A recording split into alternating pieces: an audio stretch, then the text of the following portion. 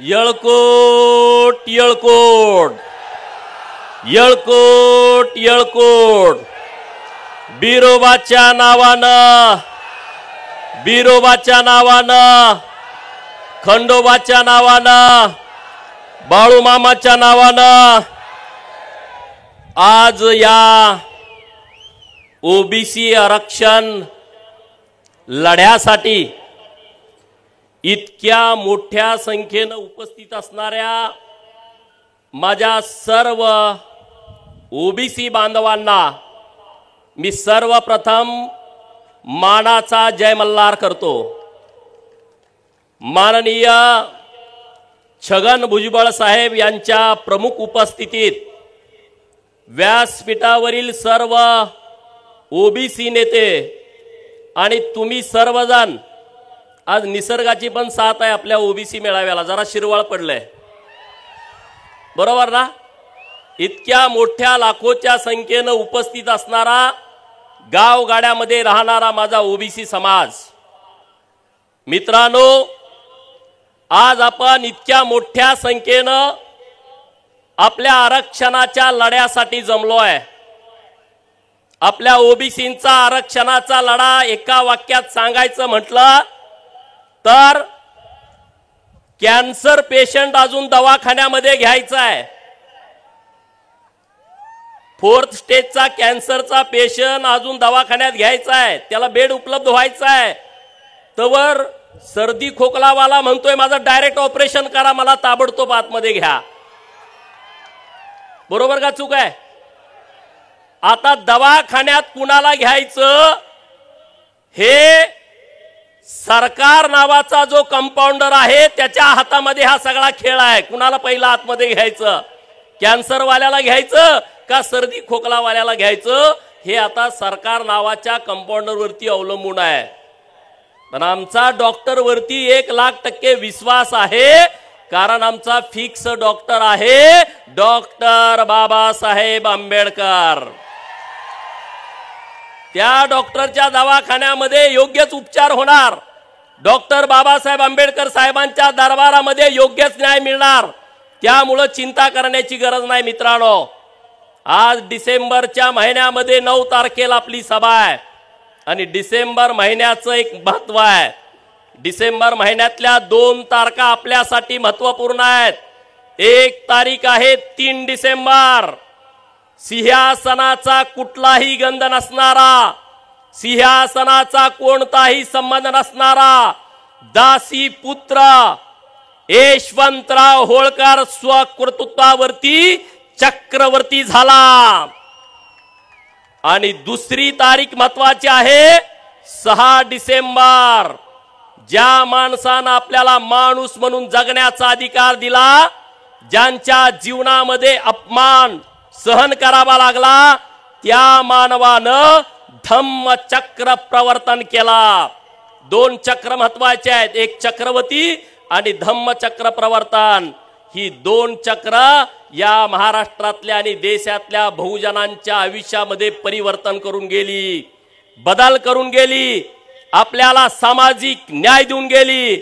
आणि म्हणून महाराजा यशवंतराव होळकर आणि डॉक्टर बाबासाहेब आंबेडकर ही 2 माणसं आपल्या आयुष्यामध्ये फार महत्वाची आहेत। मित्रांनो आज ही नुसती सभा नाही आहे, हा आज नुसता मेळावा नाही आहे, अरे माननीय छगन भुजबळ साहेबांच्या नेतृत्वातलं हे सोशल इंजिनिअरिंग आहे, हे महाराष्ट्रातलं सगळ्यात मोठं सोशल इंजिनिअरिंग आहे। मित्रांनो आज ही गावगाड्यातल्या पारधी समाजाला, भिल्ल समाजाला गावातला प्रस्थापित गुन्हेगारी नजरेनं बघतो, गावातला प्रस्थापित गुन्हेगारी नजरेनं बघतो, त्या पारधी समाजाला, त्या भिल्ल समाजाला, त्या दलित समाजाला बरोबर घेऊन महाराजा यशवंतराव होळकरांनी सैन्याची फौज तयार केली, त्यांना स्वाभिमान दिला, त्यांना अधिकार दिला।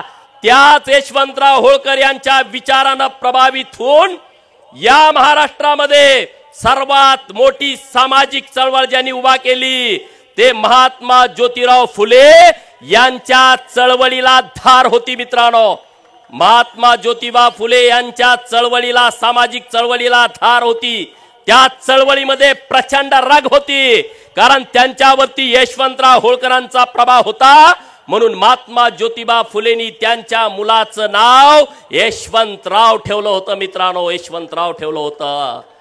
आणि महात्मा ज्योतिराव फुलेंचा प्रभाव हा डॉक्टर बाबासाहेब आंबेडकर साहेबांच्या वरती होता।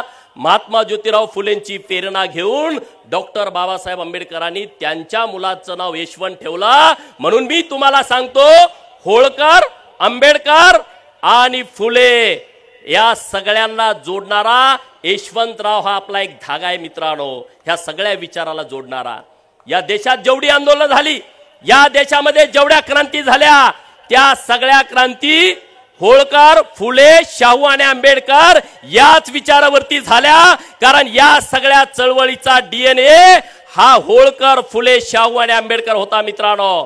आज महाराष्ट्रामध्ये सगळे ओबीसी एकत्र व्हायला लागलेत, एकजूट व्हायला लागलेत, याचं सगळं श्रेय माननीय छगन भुजबळ साहेबांना जातं। या वाघानं डरकाळी फोडली, या सिंहानं सिंहगर्जना केली आणि गावगाड्यातला पालामध्ये राहणारा पोरगा सुद्धा आता तरतरीत झाला। त्याला सुद्धा कळालं की आमचे हक्क, आमचे अधिकार आम्ही आता जतन करून ठेवले पाहिजेत। म्हणून सगळ्यांनी जोरदार टाळ्या वाजवून छगन भुजबळ साहेबांचं अभिनंदन केलं पाहिजे मित्रांनो। जोरदार टाळ्या वाजवा। ही धमाक, ही शक्ती, ही ताकद ही भुजबळ साहेबांच्या मध्ये। व्यासपीठावरती सगळे ओबीसी नेते आहेत, पण मी भुजबळ साहेबांचं कौतुक करतोय म्हणल्यावरती काय काय जणांना जरा वेगळंच वाटतंय।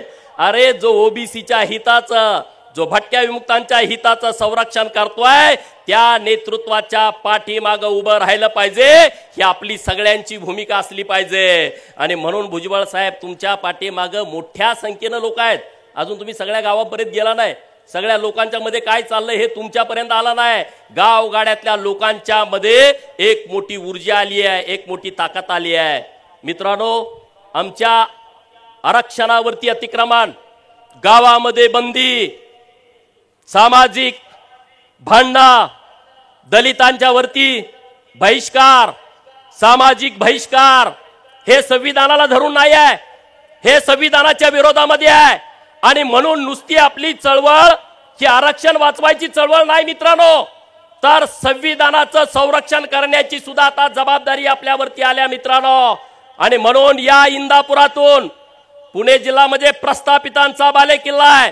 या प्रस्थापितांच्या जिल्ह्यातून या महाराष्ट्रातल्या भीमसैनिकांना, या महाराष्ट्रातल्या ओबीसींना मी एकच आवाहन करतो, अरे सरफरोशी की तमन्ना अब हमारे दिल में है, देखना है जोर कितना बाजू ये कातिल है।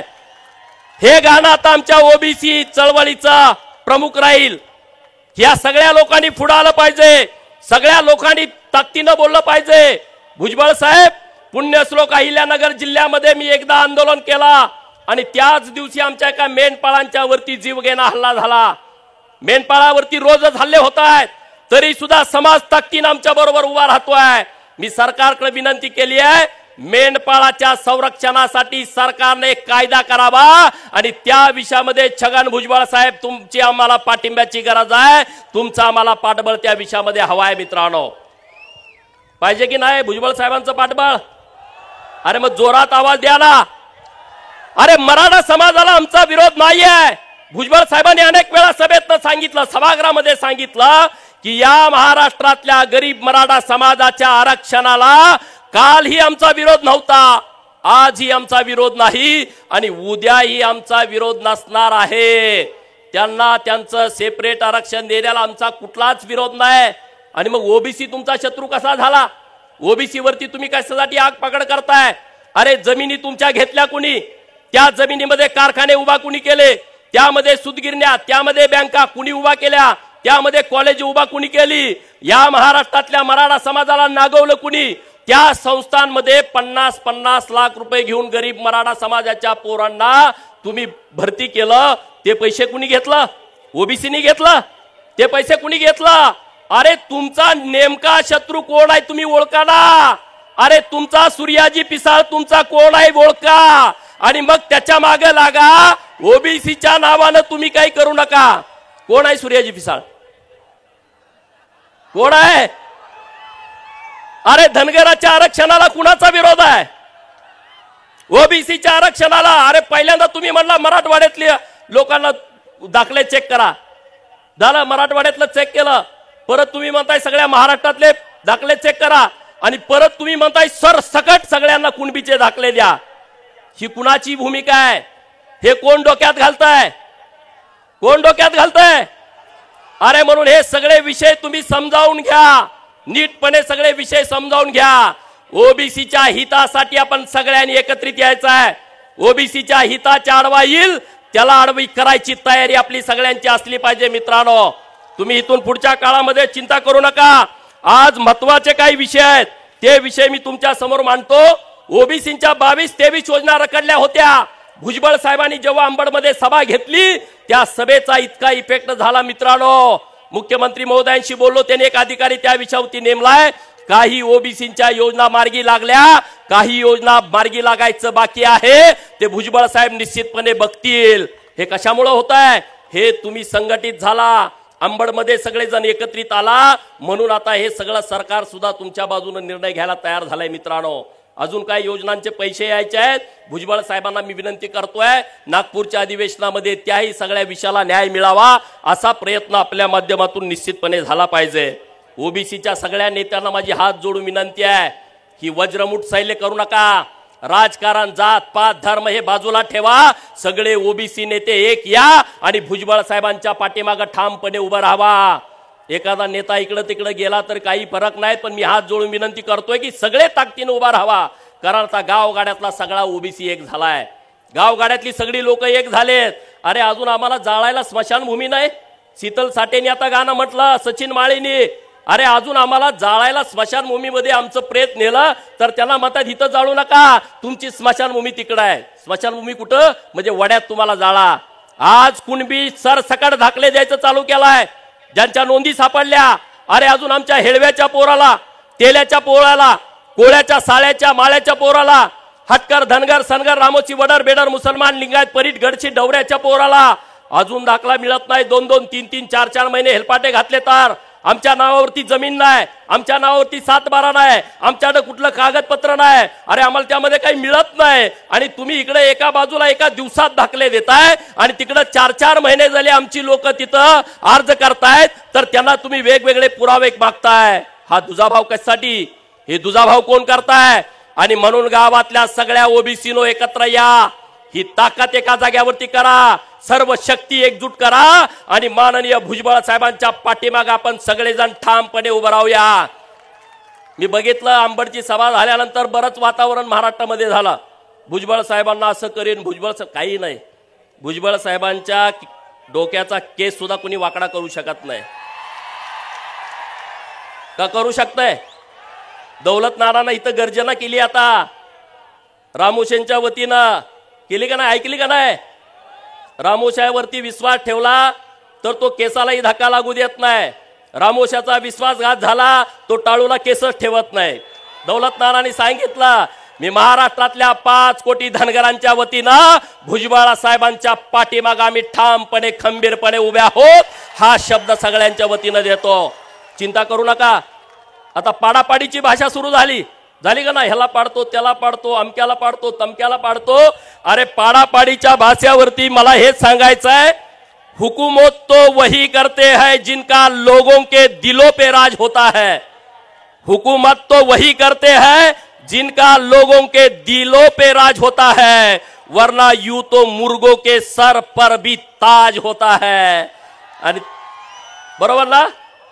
आणि त्यामुळे चिंता करू नका कसलीच, आणि एकजूट व्हा, एक ताकद व्हा। गावगाड्यातली सगळी एकत्रित लोक यायला लागलेत। सगळ्या लोकांनी आज भुजबळ साहेबांच्या पाठीमागे पाठबळ उभा केलाय। सगळे विसरून टाका गट तट गावातले। आता नाभिक समाजाच्या नेत्यांनी सांगितलं, अग्री कोळी समाजाच्या नेत्यांनी सांगितलं, हे गावातले छोटे छोटे समाज आपण काय क्रांती करू शकतो बघा। अरे तुम्ही हिनवता, गावात नाभिक समाजाची घरं किती, गुरव समाजाची घरं किती, लोहाराची सोनाराची सुताराची घरं किती, आम्हाला हिनवता। अरे आज तुम्ही गावात एक जर ओबीसीचा दाखला दिला कुणबीचा तर आमचं सरपंचाचं आरक्षण गेला, दुसरा दाखला द्यायची गरज नाही। एक पंचायत समिती गणामध्ये तुम्ही जर दाखला दिला तर आमचं ओबीसीचं पंचायत समितीचं आरक्षण गेलं। जिल्हा परिषद गणामध्ये एक दाखला गटामध्ये दिला तर आमचं झडपीचं आरक्षण गेलं ना। अरे ह्या राजकारत्यांना हेच करायचं आहे की ह्या प्रस्थापितांच्या घरामध्ये पिलावडी खूप झाल्या, आमदार खासदारकीच्या मंत्र्याच्या जागा त्यांच्या पॅक झाल्या, मग त्यांना ओबीसीच्या झडपी जागेवरती मेंबर व्हायचा आहे, नगरसेवक व्हायचा आहे, पंचायत समितीचा सदस्य व्हायचा आहे, ग्रामपंचायतचा सदस्य आणि गावचा सरपंच व्हायचा आहे, जिल्हा परिषदचा अध्यक्ष व्हायचा आहे, नगरपालिकेचा नगराध्यक्ष आणि महानगरपालिकेचा महापौर व्हायचा आहे. अरे तुम्ही 4-4 जरी सर्टिफिकेट दिली तर आमचं राजकीय आरक्षण गेलं, राहत नाही ते मित्रांनो. म्हणून तुम्ही जागा व्हा, एकत्रित व्हा, एकजूट करा. राजकारण हा नंतरचा विषय आहे. अरे आपण वाचलो तर पुढचं सगळं वाचेल. म्हणून महाराष्ट्रातल्या सगळ्या ओबीसीनं एकत्रित यावं, एकजूट व्हावं, एक ताकदीनं व्हावं आणि माननीय छगन भुजबळ साहेबांच्या पाठीमागं ठामपणे उभं राहावं. एवढीच मी विनंती तुम्हाला करतो. 11 तारखेला विधान भवन नागपूरला धनगर समाजाच्या आरक्षणाची अंमलबजावणी व्हावी म्हणून मोर्चा ठेवलाय. सगळ्या महाराष्ट्रातल्या धनगर समाजाला माझं आव्हान आहे, लाखोच्या संख्येने तिकडे या, घरात बसू नका. दारा काढत मेंढर चारा इकडे नाही, ते काम रोजच आहे आपल्याला. सगळेजण ताकदीनं या आणि परत एकदा तुम्हा सगळ्यांच्या समोर नतमस्तक होतो, तुम्हा सगळ्यांना सॅल्यूट करतो आणि एक शपथ सगळेजण घेऊया. ओबीसीने एक शपथ घ्यावी. सगळे उठून उभा राहा, हात पुढे करा. मी मागे म्हणतो, तुम्ही माझ्या मागे म्हणा.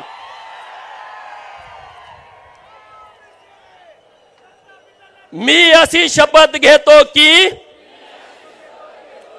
आम्ही ओबीसी भटके विमुक्त आदिवासी दलित लोक संविधान साक्षी ठेवून शपथ घेतो की उपेक्षितांच्या न्याय हक्कासाठी शेवटच्या श्वासापर्यंत संघर्ष करू. महाराष्ट्राला समता, समानता, बंधुतेच्या वाटेवर पुढे नेऊ. ओबीसी आरक्षण वाचवण्यासाठी, त्यांचे हक्क व अधिकारांचं संरक्षण करण्यासाठी नेहमी एकत्रित राहू. जय भीम, जय मल्हार, जय ज्योती, जय ओबीसी.